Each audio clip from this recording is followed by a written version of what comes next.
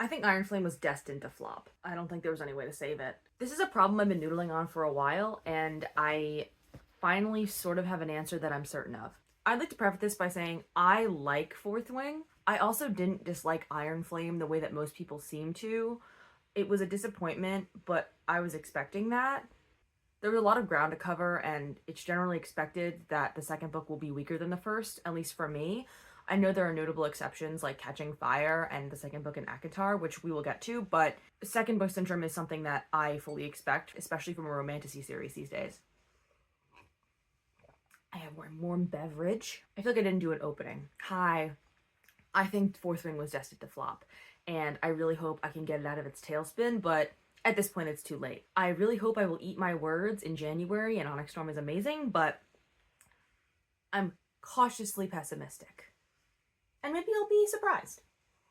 Okay, according to this comment on a Reddit post that I found that I have no idea is valid in any way, I did want to mention it though. Yaros had at some point floated that she wanted Iron Flame to be split into 2 parts, but didn't. There is a natural split in Iron Flame between Vizgaiath and the Rebel headquarters, but I think splitting them into 2 books would have been even more disappointing. In many of the same ways that Iron Flame already was, but worse because it would have happened twice. I couldn't imagine that people would stick around if the same sort of disappointment happened again. I also would like to note I haven't talked about books in any serious way in a very long time, since high school. I'm sure other people have had these opinions and other people talked about these books in a more literary analysis type way that's better, but I'm more talking about what I've seen in romantasy and other books my whole reading career, which is now almost 10 or 15 years. This is more me drawing comparisons and sharing my pessimism, but I'm hoping that things don't go this way, and maybe by saying something I can twist fate and Iron Flame will actually be amazing. I want it to be good. I don't want this to be bad. I don't want this to happen, but this is more a cautionary tale about romantasy. When you hear the name romantasy, you think of ACOTAR and Fourth Wing. They're the golden children of the genre right now. And if Fourth Wing takes a nosedive and doesn't do well, Miss Sarah is the only one left at the top. And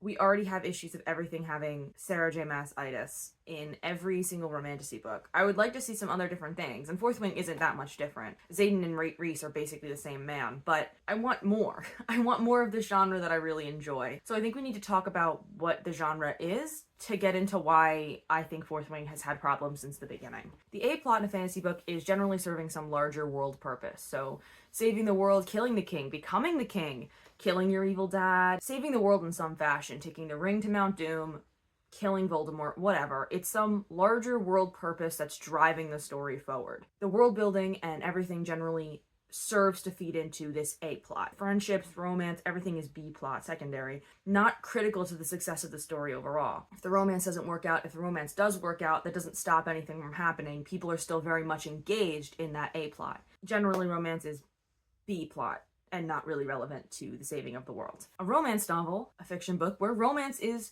the main point. And it's also mentioned in the definition of a romance novel that it should have an optimistic ending. The A-plot is the relationship. The plot is the romance, and then any other greater world purpose, emotional journeys, other characters, getting a new job, whatever happens in romance is all the B-plot and not generally relevant to the romance. If the B-plot isn't very strong, people can still care about the romance, and that's what a romance book is. Romantasy doesn't have this clear-cut definition. Everyone kind of has their own opinion on what it is, and I have definitely been carrying my own opinions about what romantasy is with me. It's generally defined as some combination of romance and fantasy together. Some people say that the romance should be driving the A-plot, or the fantasy is the B-plot. I disagree. That is not romantasy. That is a fantasy romance. That is a romance novel in a fantasy setting with fantasy elements, but it is still a romance novel. A romantasy to me is when the romance plot and the fantasy plot are fist fighting the whole time to be the A plot. They both have to be A plot level, just as important to each other. If one of them drops out, the other one has to stand up on its own, which is the problem. You can't have one without the other. But at some point, the romance has to end. The plot has to be done. And if those two plots don't end at the same time, the other one has to be strong enough to stand up on its own. Generally in romantasy, we're talking about the fantasy plot has to hold up after the romance has blossomed. Once the two characters are together, the story has to continue on its own.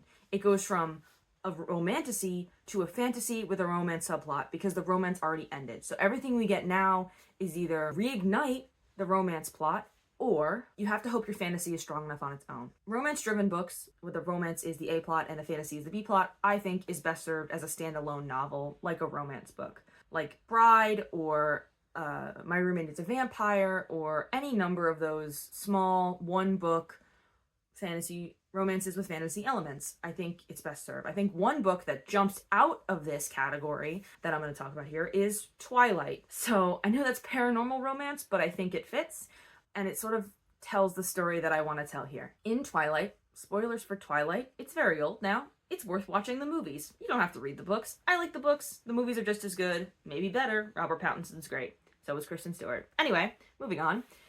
In the first book, Bella falls in love with Edward. In the second book, Edward leaves. Jacob? Question mark, question mark, question mark? She saves the man she's in love with, Edward. Third book, Bella chooses. Fourth book, multi-POV, marriage, babies, life and death. Will they be together forever? The romance elements are still very much centered. Jacob is still in their lives. There's conflict because of those relationships. It's still romance-driven. The B plot of the Volturi, who cares? I mean, I care, but like, it's still all about that deep, the tension, the fighting, the romance. It's all about that. You know, will she become a vampire and be with her love forever?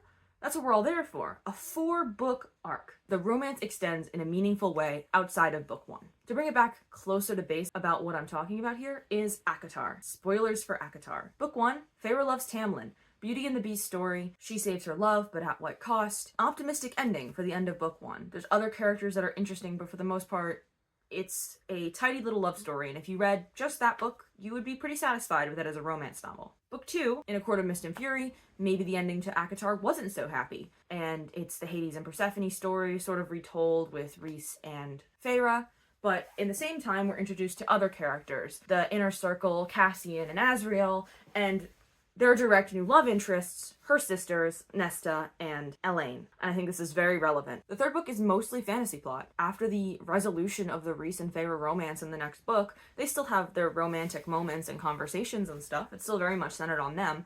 But we have the side plots, minorly Elaine and Azriel, but majorly Cassian and Nesta. We already were talking about that in a not so minor way in the book before, and now it's getting even more highlighted in the third book. Probably setting up for A Court of Silver Flames, but that keeps the reader engaged who's just there for the romance. There is more romance happening. You can see more romances happening in the future. You're still engaged with that side of the story. So if the fantasy story is a little bit lacking, it's okay because there's more romance to focus on. I do agree that A Court of Ring and Ruin is weaker than A Court of Mist and Fury, but I think it still holds on to you with those romantic elements. It is weaker for the lack of direct romance. When we come into Fourth Wing, we immediately know who the love interest is. Dane doesn't have a fucking chance. There's no man that could even hold a candle to Xaden. We're talking about him from basically chapter 1 on. If they pulled a Darkling and made him actually evil, which I guess there's still a chance to do, but I doubt it because they've made him generally a good guy leading a revolution for the cause, he's going to be the love interest, given the genre. Xaden and Violet are central to the story. The rest of the story is kind of happening around them. It's not really relevant that you pay attention to any of those details. It's really just about how can we force Xaden and Violet to be in the same room with each other? Push the two Barbies together. You know? That's what we're trying to do the whole time. Now, Yaros writes tension so well. She is traditionally a romance author, so that's what I would expect from her. She writes it so well. Thinking specifically, my favorite scene in the whole book, just the tension is incredible, is Violet first gets her powers and it's snowing and they're outside. Like the tension in that scene is crazy. Like it's so good. I think it's unlike anything else. Not unlike anything else, but it's incredibly good tension is what I'm saying. And then even once they do hook up, the tension that they have because they're not together yet and they've already, like, it's still good. And I think a lot of books fall flat on that. Like, the romance in this is very good. The problem is once that they're together, does the fantasy plot hold water? And in the case of Fourth Wing, it kind of doesn't. Because you've been paying so much attention to the romance plot, and it's very good if you're into that. If you were looking for just the fantasy elements, I think you wouldn't like Fourth Wing at all. You'd find it very lame. The romance is basically done by the end of Fourth Wing. And then there's that little bit of plot at the end with the fighting at Athbean. And then the first book is over. The romantic plot of Iron Flame is basically just Xaden and Violet refusing to communicate and rapidly alternating between fucking and fighting many, many times before the book ends. I get that relationships in war aren't perfect, and I fully expect that from a couple in this sort of situation, but because of the weakness of the fantasy plot, it's just sort of annoying It makes the romance plot not as good because they just refuse to communicate and have unreasonable standards for each other, which I get it, they're young. They're not that young. This isn't YA. They're in their 20s, which they can still have unreasonable standards, but I'm basically one of their peers. I'm 23 years old. Like, they're being insane, and it's annoying. It's not a good romantic subplot. There's still tension, and the, spicier scenes are written very well, and there's moments and it's good, but it's not anything satisfying or a conclusion or a continuation of anything beyond the first flip-flop back and forth.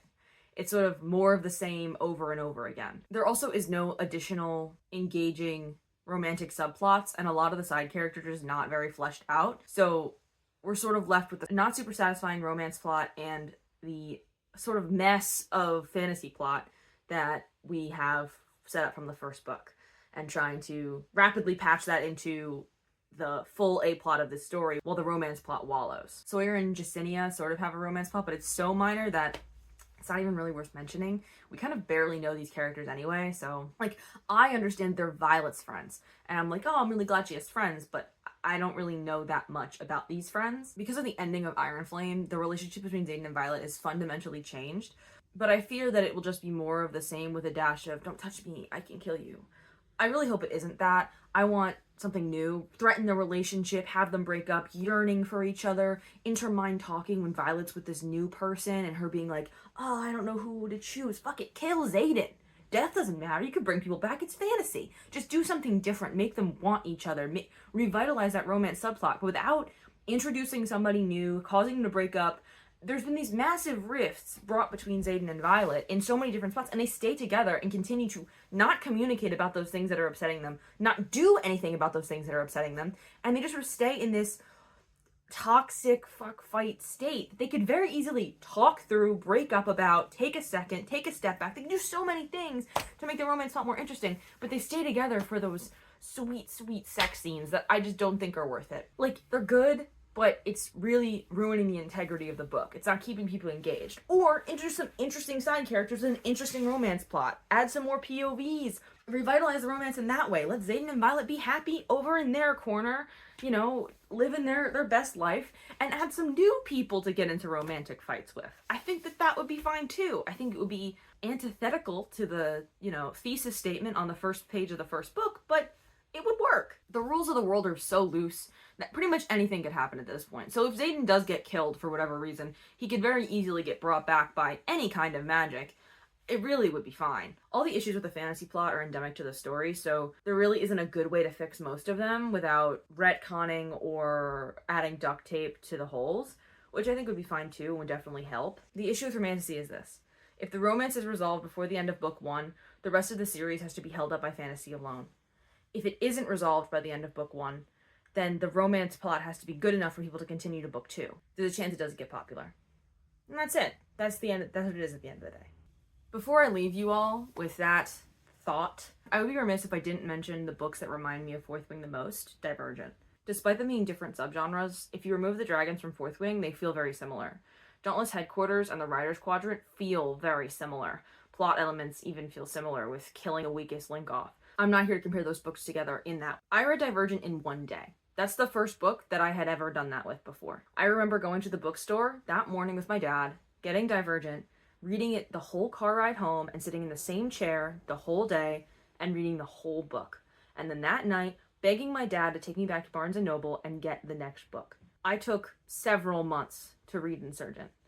And the first book I ever DNF'd was Allegiant. This put me into the first reading slump I had ever been in. And it lasted for months, though I didn't have the word for it at the time. But I was an avid reader before that, and Allegiant just killed it. Whether it was the spoiler for the main awful thing that happens, or the book in general, I didn't like Insurgent either, so I think it was maybe a writing change. But I fear that Fourth Wing has the chance to do worse than Divergent did to me.